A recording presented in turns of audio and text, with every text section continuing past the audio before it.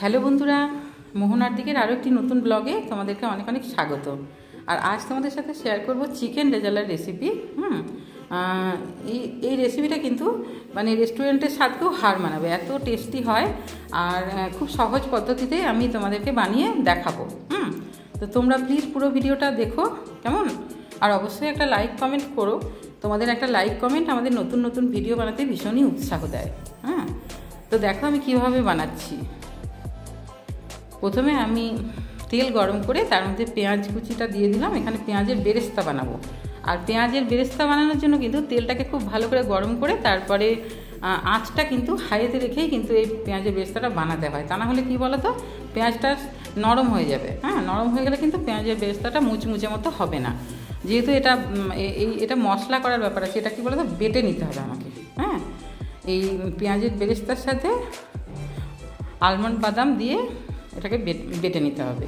তা আলমন্ড বাদামগুলোকে তো আমি জলে ভিজিয়ে রেখে দিয়েছি। সেগুলো আমি খোসাটা তুলে তারপরে এই পেঁয়াজের বেরেস্তার সঙ্গে বাঁটবো। তো এটাই হচ্ছে মেন মশলা এই রান্নাটা। তো দেখো আঁচটা কিন্তু হাইতে রেখে আমি করছি, আর এটা কিন্তু অনবরত নাড়তে হবে, তা না হলে এটা পুড়ে যাওয়ার ভয় আছে। পুড়ে গেলে কিন্তু টেস্টটা চেঞ্জ হয়ে যাবে। তো দেখো বেরেস্তাটাকে আমি তুলে নিলাম। তারপরে এই যে কাঠবাদামটা সেটার খোসাটা ছাড়িয়ে নিয়েছি, নিয়ে এটাকে মিহি করে বেটে নেবো। তারপর দেখো তেলের মধ্যে দিয়ে দিলাম তেজপাতা, গোটা গরম মশলা, আর দেবো এখানে পেঁয়াজ কুচি। পেঁয়াজটা এমনিতে বেরেস্তাটাও লাগবে, আবার এখানে পেঁয়াজও একটুখানি লাগবে। দিয়ে পেঁয়াজটাকে দেখো ভেজে নিতে হবে একটু। আর তারপর এখানে দেব গোটা জিরেটা দিলে এখানে টেস্টটা খুব ভালো হয়। আর এটা যেহেতু আমি ঘরোয়া পদ্ধতিতে বানাচ্ছি, সেই জন্য আমি গোটা জিরেটা দিয়েছি। রেস্টুরেন্টে কিন্তু গোটা জিরেটা মানে দেয় না। তো তারপরে দেখো পেঁয়াজটা একটু নেড়ে চেড়ে ভাজা ভাজা করে তারপর এর মধ্যে মশলা দেব।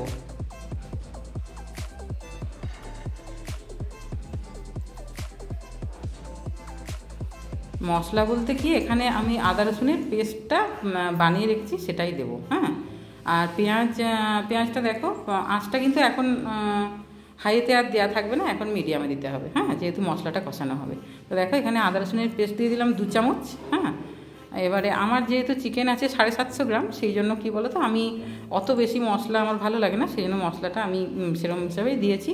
এবারে তোমরা তোমাদের মতো করে দেবে। তারপর এখানে দিয়ে দিলাম ভাজা মশলার গুঁড়ো। এখানে জিরে, ধনে, তেজপাতা, শুকনো লঙ্কা ভেজে গুঁড়ো করা আছে। আর দিলাম এখানে ধনের গুঁড়ো। দিয়ে তারপরে এটাকে খুব ভালো করে কষিয়ে নিতে হবে। ততক্ষণ পর্যন্ত কষাতে হবে যতক্ষণ পর্যন্ত না মশলার কাঁচা গন্ধ চলে যায়।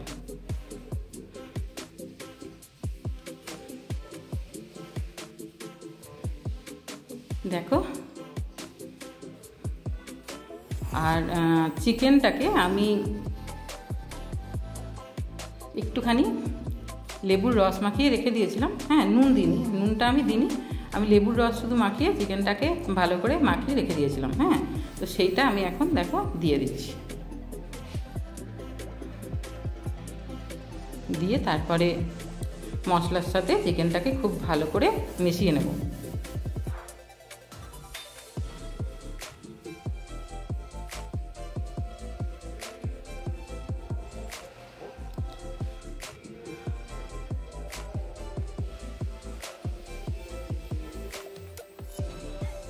আর অল্প একটু আন্দাজ মতো নুন দেবো। নুনটা যেহেতু আমি আগে দিইনি, তো আন্দাজ মতো নুন দিয়ে তারপর এটাকে নুন দিলেই এটার থেকে জল ছাড়বে। তো নুনটা আন্দাজ মতো দিয়ে তারপর এটাকে একটু ঢাকনা বন্ধ করে দিতে হবে। দেখো নুনটা দিয়ে প্রথমে মিশিয়ে নিচ্ছি।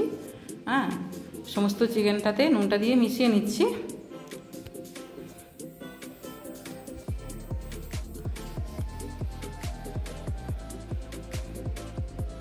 তারপর এটাকে কিছুক্ষণ ঢাকনা বন্ধ করে দেবো, ঢাকনা বন্ধ করে রেখে দেবো। ওই 2 মিনিট মতো ঢাকনা বন্ধ করবো। কারণ কি বলো তো, খুব বেশিক্ষণ ঢাকনা বন্ধ করে রাখা যাবে না, কারণ তলায় ধরে যেতে পারে। যেহেতু এটাতে জল দেওয়া হচ্ছে না, শুধু ওই চিকেনের জলটা যেটা ছাড়বে সেটা দিয়েই এখন রান্না হচ্ছে। তো সেই জন্য দেখো 2 মিনিট পর আমি ঢাকনাটাকে তুলে দিয়েছি। দেখো চিকেনের কালারটাও একটু চেঞ্জ হয়েছে আর চিকেন থেকে জলও বেরিয়েছে।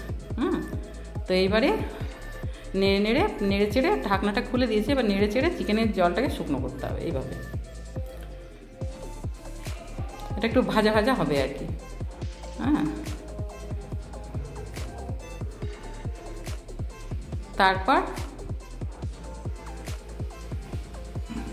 তারপর এর মধ্যে দেখো,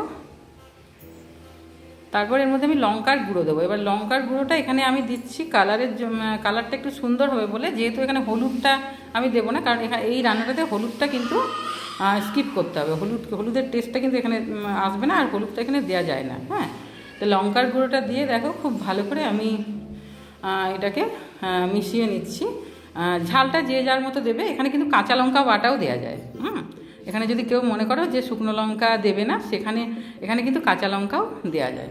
এবার কাঁচা লঙ্কা বাটা, কাঁচা লঙ্কা বাটাটা দিয়ে তারপরে এটাকে একটুখানি কষিয়ে নিচ্ছি আমি। তারপরে কিছুক্ষণ কষিয়ে নেওয়ার পর আমি এর মধ্যে দেব গরম মশলার গুঁড়ো। গরম মশলার গুঁড়োটা আমি কষানোর সময়ই দেওয়াটা পছন্দ করি। তো দেখো গরম মশলার গুঁড়োটা দিয়ে তারপরে আরও কিছুক্ষণ এটাকে কষিয়ে নেব। আর কষাতে কষাতে এটা কিন্তু তেল ছেড়ে আসবে, একেবারে জলটা শুকিয়ে যাবে চিকেনের। তারপর দেবো এবারে সেই মশলাটা, যেটা এখানকার মেন মশলা এই রান্নাটার। এটা হচ্ছে কাঠবাদাম আর ওই পেঁয়াজ বেরেস্তা, যেটা আমি বেটে রেখেছি। সেইটা দিয়ে অল্প একটু জল দিয়ে তারপরে এটাকে খুব ভালো করে কষিয়ে নেব। আর দেখো কি সুন্দর একটা কালার এসছে। আর সেরকম একটা নিয়ে তারপরে দেখো এটাকে খুব ভালো করে কষিয়ে নিতে হবে। আর একটু ঢাকনা বন্ধ করে দিয়েছি আমি, যাতে চিকেনটা একদম সুসেদ্ধ হয়ে যায় আর কি। তো চিকেনটা যাতে সেদ্ধ, মানে এটাতে তো খুব বেশি জল দেওয়া যাবে না, সেই জন্য কী বলতো, যাতে চিকেনটা ঠিকঠাক সেদ্ধ হয়ে যায় সেই জন্য আরেকটুখানি চাপা দিয়ে দিচ্ছিলাম। আর আঁচটা তখন কিন্তু লো টু মিডিয়ামে রেখে, তা না হলে তলায় ধরে যেতে পারে। আর এটা খুব বেশিক্ষণ না, ওই 1-1.5 মিনিট মতো আমি ঢাকনা দিয়েছিলাম। তারপরে আবার ঢাকনাটা তুলে দেখো রান্না করে নিচ্ছি। আর যে মশলাটা দিয়েছি, মেন মশলা যেটা কাঠবাদাম আর পেঁয়াজ বেরেস্তার যে বাটাটা, সেটাও দেখো কষিয়ে নিয়েছি অল্প অল্প জল দিয়ে আমি। খুব বেশি জল দেওয়া যাবে না, অল্প অল্প জল দিয়ে কষিয়ে নিয়েছি। তারপর এখানে দিয়ে দিলাম অল্প একটু চিনিটা খুবই কম দিয়েছি আমি। তারপর একটু নেড়ে চেড়ে নিয়ে দেখো এটা হয়ে এসছে। এইবারে শেষে যেগুলো দেওয়া সেগুলো এবারে দেখো, এগুলোতে এখন দিতে হবে দুধ। এখানে আমি বড় কাপের 1 কাপ দুধ দিয়ে দিচ্ছি। এবারে তোমরা এখানে গুঁড়ো দুধও দিতে পারো, গরুর দুধও দিতে পারো, যে কোনো দুধই এখানে দেওয়া যাবে। তো দেখো দুধটা দিয়ে তারপরে এটাকে আরও কিছুক্ষণ রান্না করে নিতে হবে। আর দুধটা দিলে এখানে একটা অসাধারণ টেস্ট আসবে। তারপর এই যে ঝোলটা দেখছো না, এটা কিন্তু নামানোর পর এমনিতেই টেনে যাবে, একদম গায়ে গায়ে হয়ে যাবে। যেহেতু মশলাটা আছে তো মশলাটা বসে যাবে এমনিতেই। তো তারপর দেখো এর মধ্যে আমি নামানোর আগে দিয়ে দিচ্ছি ঘি। এখানে 2 চামচ, ছোটো চামচ বলে আমি এখানে 2 চামচ দিয়েছি, বড় চামচ হলে 1 চামচই হয়ে যাবে। দিয়ে তারপর ঢাকনা বন্ধ করে কিছুক্ষণ রেস্টে রেখে দিলে হয়ে গেল আমার রান্না। চিকেন রেজালা, খুবই সহজ পদ্ধতিতে। এইভাবে একবার অবশ্যই বাড়িতে বানিয়ে দেখো, অসাধারণ টেস্টি একটা চিকেনের রেসিপি। একই রকম চিকেন খেতে খেতে যখন মানে ভালো লাগে না, তখন কিন্তু এইভাবে একবার চিকেনটা বানিয়ে খেতে পারো। এটা কিন্তু ফ্রায়েড রাইস, তারপরে নান, পরোটা সবের সাথেই দারুণভাবে যায়। আর বাচ্চারা তো এটা ভীষণ পছন্দ করবে। আর আমার আজকের রেসিপিটা যদি তোমাদের ভালো লাগে তাহলে অবশ্যই একটা লাইক দিও, কমেন্ট করো। আর আমার চ্যানেলে নতুন বন্ধু হলে অবশ্যই চ্যানেলটাকে সাবস্ক্রাইব করে দিও, কেমন?